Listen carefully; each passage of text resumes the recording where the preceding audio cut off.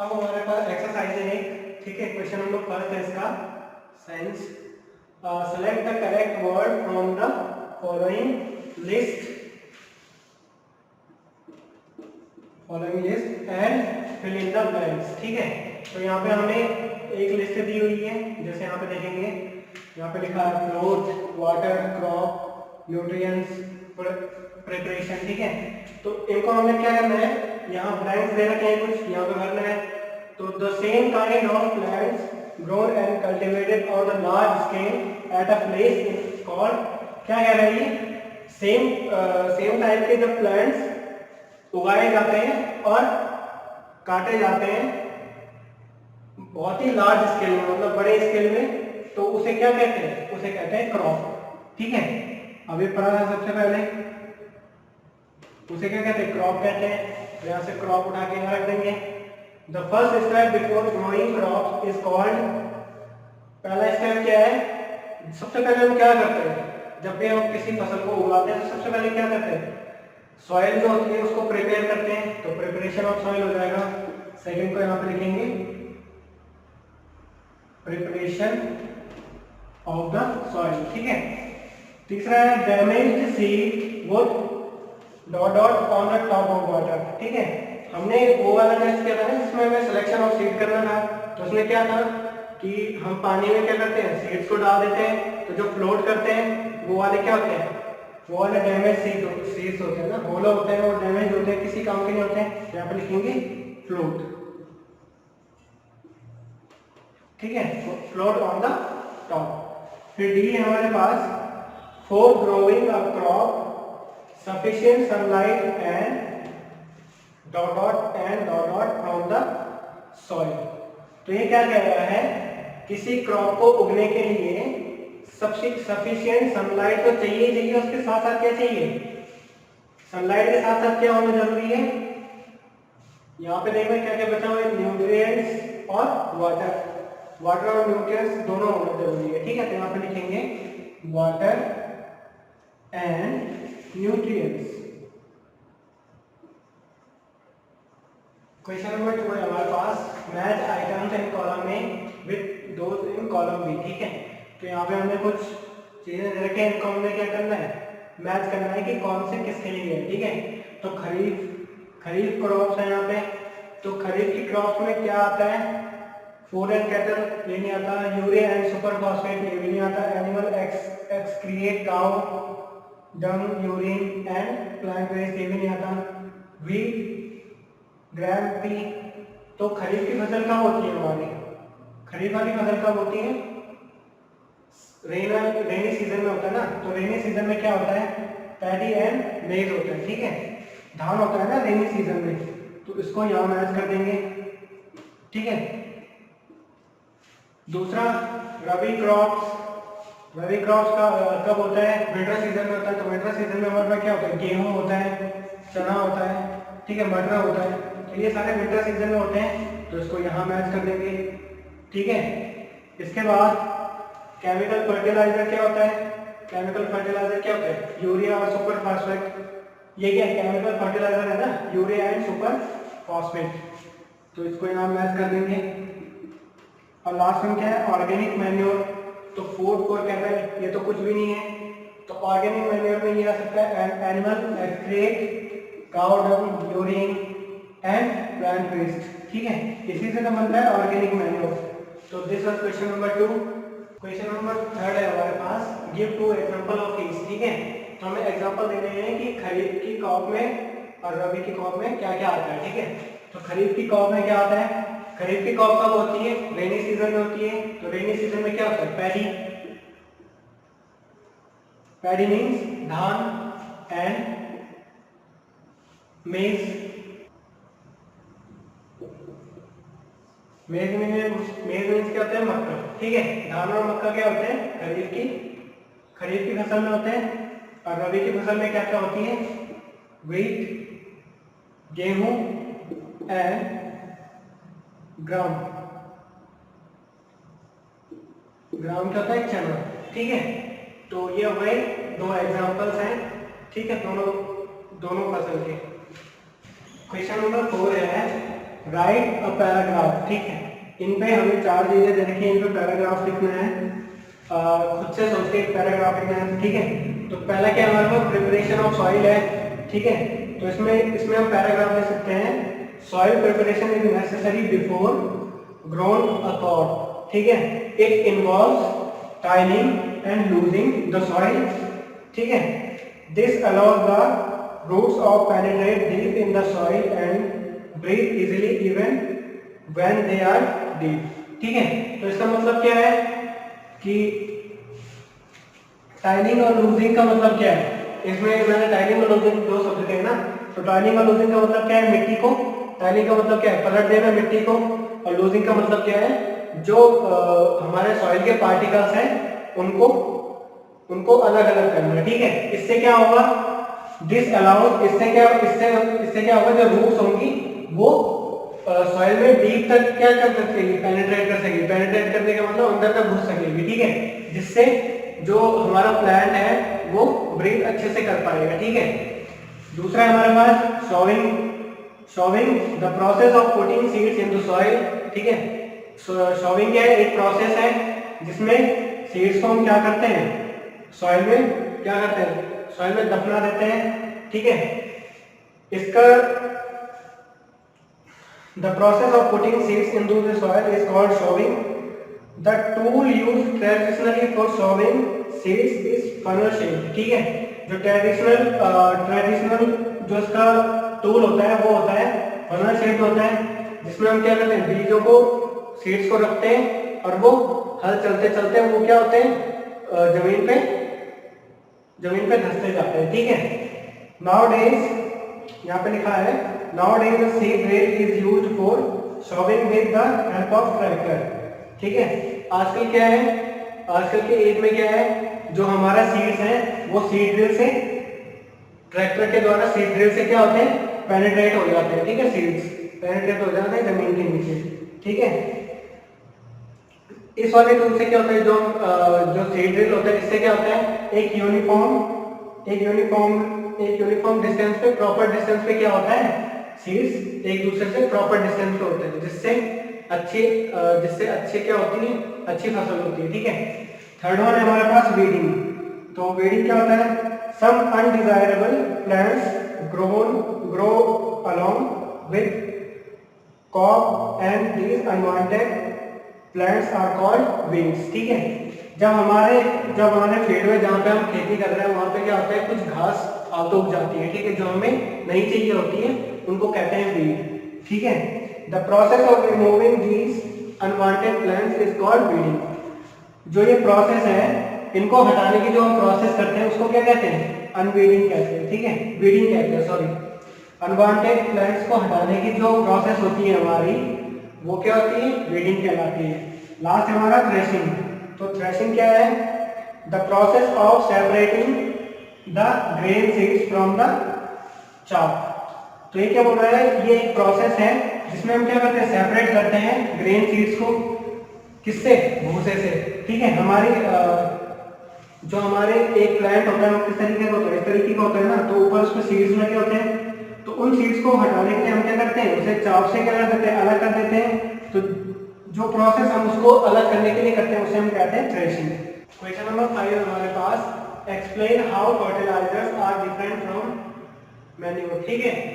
तो ये क्या बोल रहा है, हमें फर्टिलाइजर और मैन्योर में डिफरेंस बताना है। तो डिफरेंस क्या है, तो सबसे पहला डिफरेंस है हमारे पास fertilizer is an organic inorganic salt, ठीक है। ये क्या है, एक इनऑर्गेनिक सॉल्ट की तरह है, ठीक है।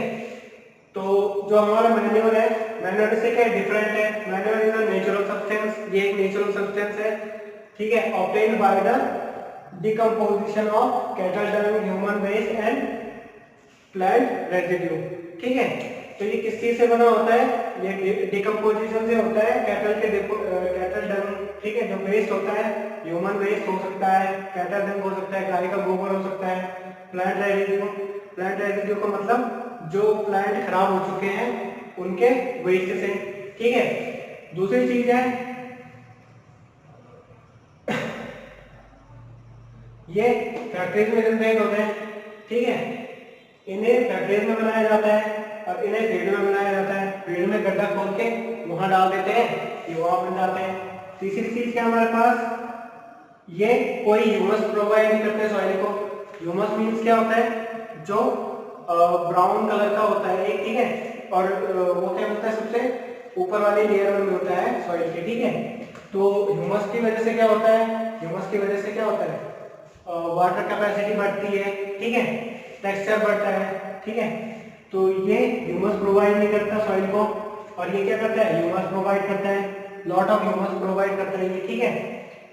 फिर फोर्थ हमारे पास जो फर्टिलाइजर होता है वो क्या होता है, रिच इन न्यूट्रिएंट्स, ठीक है, उनमें बहुत सारे लॉट ऑफ न्यूट्रिएंट्स होते हैं फॉर प्लांट्स के लिए, ठीक है, लाइक नाइट्रोजन होता है उसमें, फास्फोरस होता है और पोटेशियम भी होता है, ठीक है। और इसमें क्या है, रिलेटिवली लेस रिच होते हैं, इसमें न्यूट्रिएंट्स कम होते हैं बट प्रॉफिटेबल ये वाला ज्यादा होता है, ठीक है।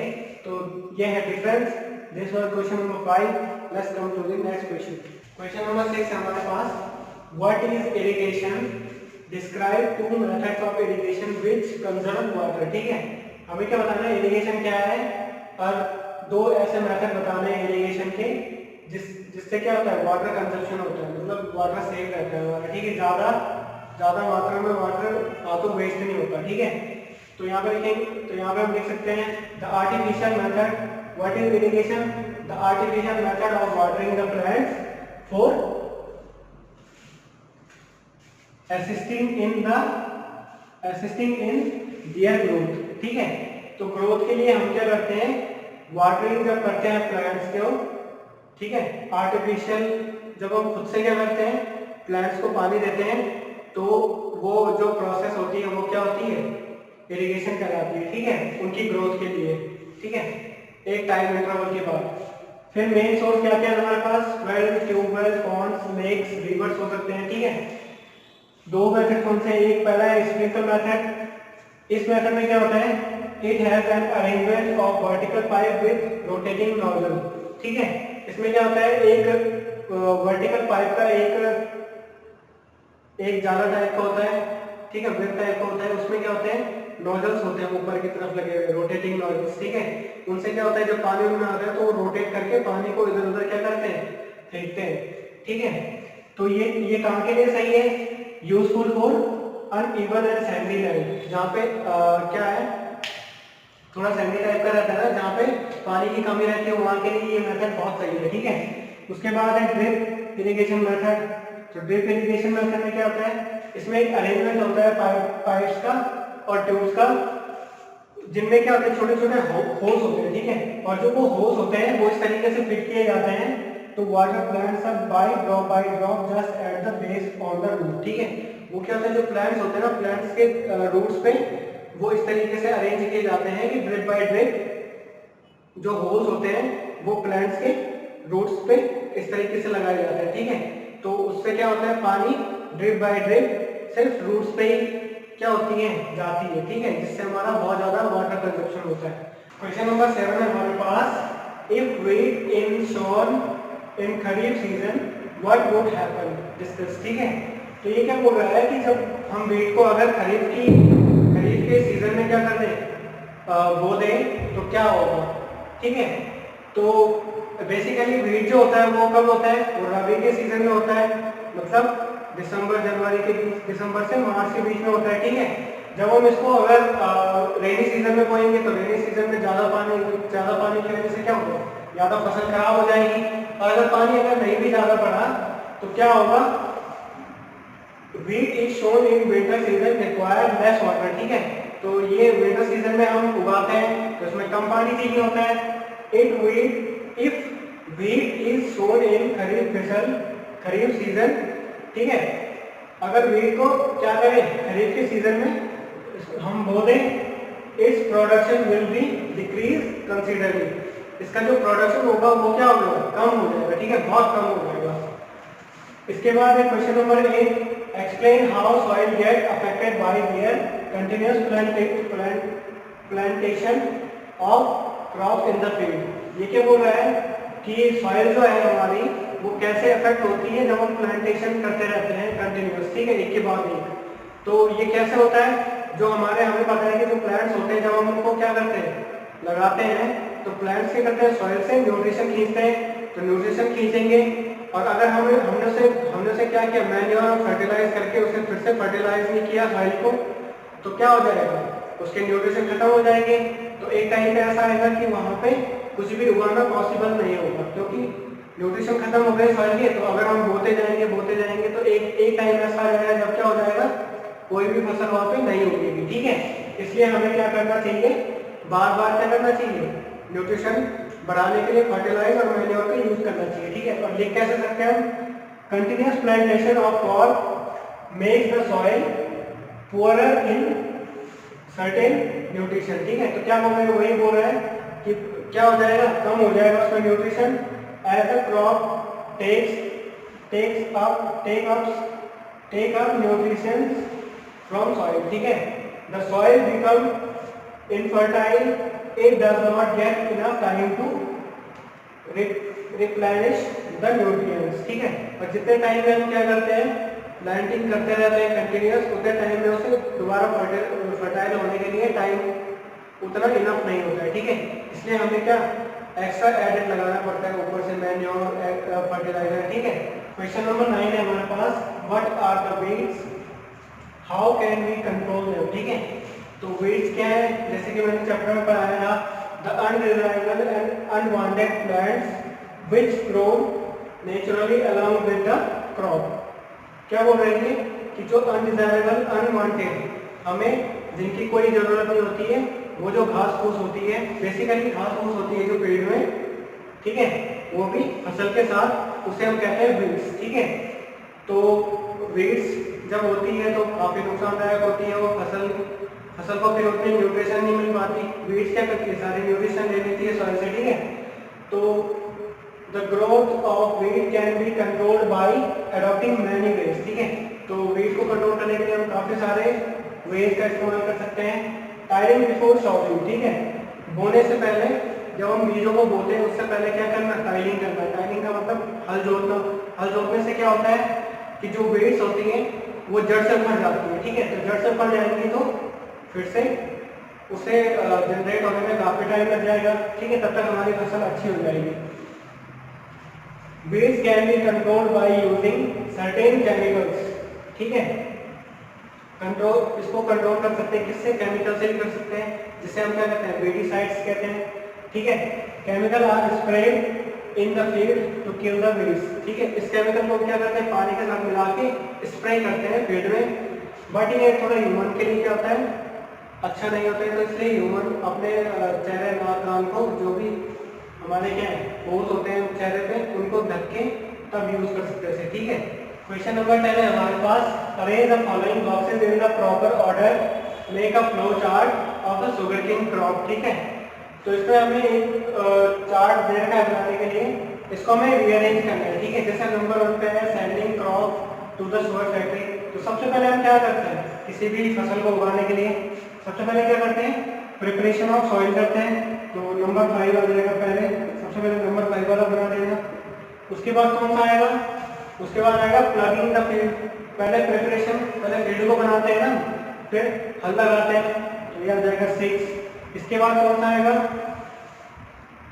हल लगाने के बाद क्या करते हैं हल लगाने के बाद क्या करते हैं बीज को बोते हैं, तो सॉविंग कितना नंबर है वो 4 नंबर है। उसके बाद क्या करते हैं हम सॉविंग के बाद मैन्योर और फर्टिलाइज करते हैं। ठीक है, तो यहाँ पे मैन्योरिंग हो जाएगा 7। उसके बाद क्या करते हैं इरिगेशन पानी से सींचते हैं, तो ये आ जाएगा 2। और फिर क्या आएगा लास्ट में क्या है फिर उसके बाद क्या आएगा हार्वेस्टिंग। जब इरिगेशन करने के बाद फसल बड़ी हो जाती है हमारे तब क्या करते हैं हार्वेस्टिंग करते हैं कटाई करते हैं उसकी, तो नंबर 3 आएगा। उसके बाद क्या आएगा फर्स्ट वाला आएगा। ठीक है, sending crop to sugar cane. तो सबसे पहले 5 वाला आएगा प्रिपरेशन ऑफ सॉइल, उसके बाद प्लगिंग द फील्ड, उसके बाद क्या आएगा सॉविंग आएगा, उसके बाद मैन्योरिंग, उसके बाद इरिगेशन हार्वेस्टिंग और sending crop to the factory. Question number 11 है हमारे पास कंप्लीट द फॉलोइंग प्रोजेक्ट। ठीक है, तो यहाँ पे हमारे पास देखेंगे डाउन लाइंस हैं और एक है अक्रॉस लाइंस। ठीक है, तो डाउन लाइंस में हमारे पास नंबर 1 है 2 है और क्या है 5 है। ठीक है, तो नंबर 1 देखेंगे क्या है लिखा हुआ providing water to the crops. तो providing water to the crops उसको क्या कहते हैं हम? इरिगेशन। यहाँ पे इरिगेशन की स्पेलिंग लिखेंगे IRRIGATIONS, ठीक है।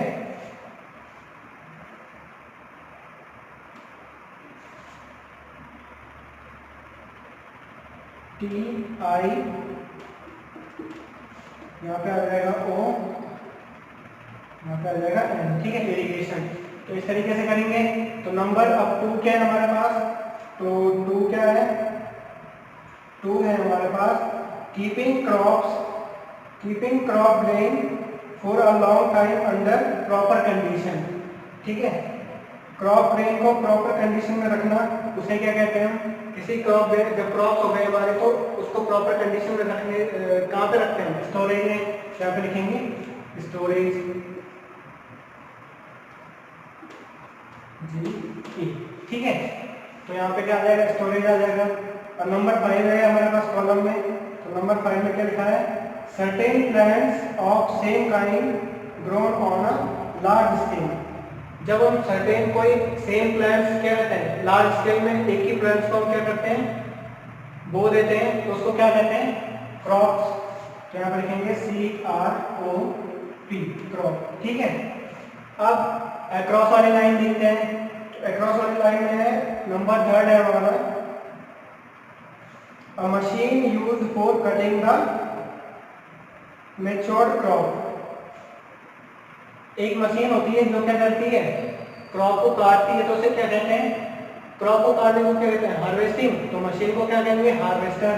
तो यहाँ पे लिखते हैं HARVESTER,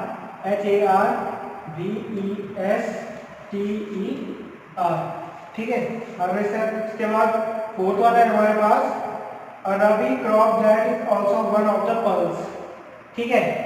एक रबी की फसल वाली एक दाल है, ऑल्सो एक पल्स है वो, ठीक है, दाल भी है वो, और क्या है? रबी की फसल में होती है। तो क्या होता है?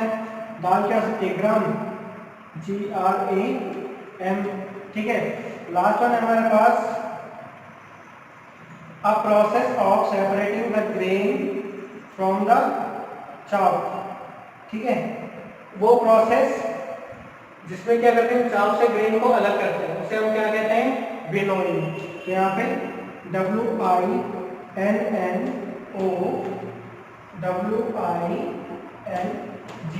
तो इस तरीके से ये हमारा पजल सॉल्व हो गया है, ठीक है। दिस वाज क्वेश्चन नंबर 11 और यहीं पे हमारा चैप्टर 1 खत्म होता है, ठीक है।